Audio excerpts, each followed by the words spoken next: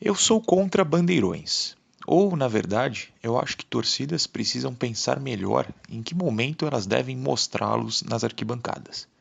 Por exemplo, no dia 21 de março de 2010, a torcida jovem levantou sua bandeira gigante assim que o árbitro apitou o início de Santos e Ituano pelo Campeonato Paulista. Quando abaixou, um minuto depois, aquele Santos fantástico, o das goleadas, que havia feito 10-0 dias antes, estava perdendo. Os torcedores devem ter ficado confusos. Como assim? Quem falhou? Gol do Ituano? Meu Deus do céu, entramos em crise. Isso tudo durou 14 minutos, que foi o tempo necessário para o empate. E quem reclamou de ter perdido um gol ficou bem feliz, pois viu mais 9. 9-1. 9-1.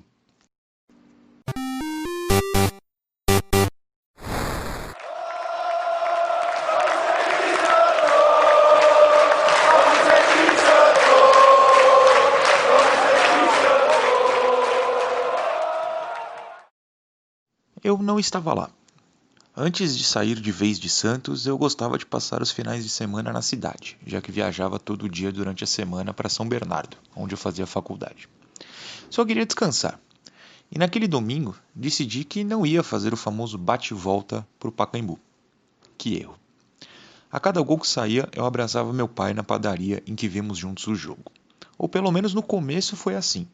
Confesso que lá pelo sexto gol, a gente já deveria estar mais rindo do que comemorando, porque foi engraçado demais. O Santos levou 1-0 e estava sem Neymar. Este estava nos Estados Unidos, em um amistoso jogado um dia antes. Derrota por 3-1 para o New York Red Bulls na inauguração do Estádio dos Americanos. Não se preocupe com o placar. O contrato exigia Neymar em campo, mas o resto foi um catado pavoroso. O afastado Fábio Costa, depois Rafael, que a gente ainda não sabia muito bem quem era. Jorge Lucas, Bruno Aguiar, Luciano Castan, depois Diego Monar e Alexandro, outro ainda misterioso. Depois entrou Wesley Santos. Alan Santos, depois Jefferson, Germano, Breitner, depois Elivelton, que eu pergunto quem? E Zezinho, depois Christian. Giovani, que saiu para a entrada de Marcel, e o Neymar. Nada disso importa, tirando uma coisa. O jogo foi nos Estados Unidos, em Nova York. Guarde tal fato. Agora, voltemos ao Pacaembu.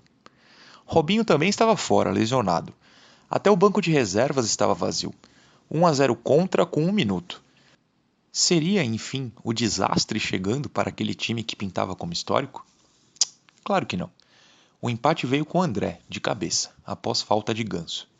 Esse gol é curioso e começa a contar parte da graça de tal dia. A cabeçada é bem fraca e o goleiro cai no chão com tempo até de agarrar a bola. Mas ele falha e espalma para dentro. O semifrango é a piada? Nada disso. O goleiro que cometeu o erro era o mesmo que, 5 anos antes, naquele mesmo gramado, havia tomado 7 gols. O problema? Bem, é que ele levou 7 gols como goleiro do Santos. Vocês sabem de qual jogo falo, não preciso repetir.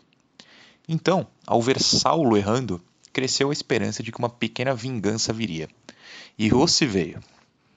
Mais 14 minutos e a virada já aconteceu. Uma falta, outra bola aérea, uma saída horrorosa de Saulo. Saulo. Gol de cabeça de Ganso. E aí veio uma das comemorações mais legais e icônicas daquele time maravilhoso. Ganso, Marquinhos e André se juntaram e, lado a lado, fizeram a pose da Estátua da Liberdade, homenageando Neymar, que estava mais próximo da obra que todos eles, e ligou pedindo a dancinha. Eu avisei para decorar a parte de Nova York. Ficou ainda mais legal porque Madison saiu correndo e chegou como uma mini estátua logo em seguida. No 3-1, André e outros fizeram uma comemoração como se estivessem comendo algo. Confesso, eu adoro essa festa mesmo sem entender nada. Primeiro tempo ainda viu o 4-1. Madison fez e comemorou como se fosse uma cheerleader. No jornalismo, aprendemos a não repetir palavras, mas aqui eu me permito. É impossível não escrever comemoração e comemorou repetidamente. Porque é isso que aquele time fazia. Comemorava. Toda hora tinha festa, dança, alegria. Volta, tempo bom. Aliás, volta, porque aquele time avisava que não ia tirar o pé e assim o fazia. Ganso disse exatamente isso no intervalo. O ataque é o maior respeito ao rival. Fez 4? Vamos por mais. E eles foram. Madison bateu falta, a bola voltou da barreira, ele chutou de novo, e aí Saulo aceitou, 5-1. Na festa, uma espécie de fala muito, antes mesmo de Tite popularizar o gesto. Cara, eu vou falar a verdade, metade das dancinhas eu não entendia, amava do mesmo jeito. O sexto gol é completo. Saulo sai de maneira pífia, a bola passa e Maicon Leite toca para o gol. As câmeras então focam na torcida e todo mundo que aparece ri. A torcida pula, claro, mas ri, porque aquele time era sinônimo de felicidade. Não era uma comemoração de desabafo, alívio, nada disso. Era pura alegria. E aí, quando voltam para o campo, Maicon Leite e Pará usam a bandeira de escanteio de guitarra. Cara, eu fico sem palavras. Mas isso é um podcast, né? E elas precisam ser usadas. No sétimo, então, Ganso dribla Zelov.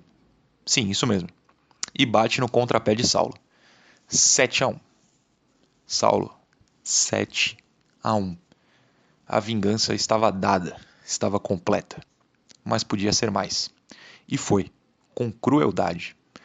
Zelov, que é canhoto, cortou para a direita na meia-lua e chutou. A bola foi fraca e no meio do gol. Mas era Saulo debaixo da meta. E Saulo havia levado 7 com a nossa camisa. Então Saulo pulou errado, a bola passou por baixo de seus braços e entrou mansinha. 8. 8-1. Saulo levou 8 de nós.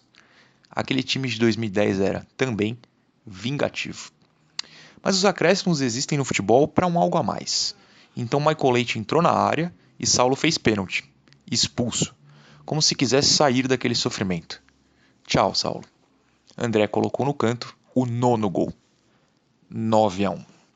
O Tri da Libertadores tem o caminho mais alegre já visto, mas também contou com o doce sabor da desforra.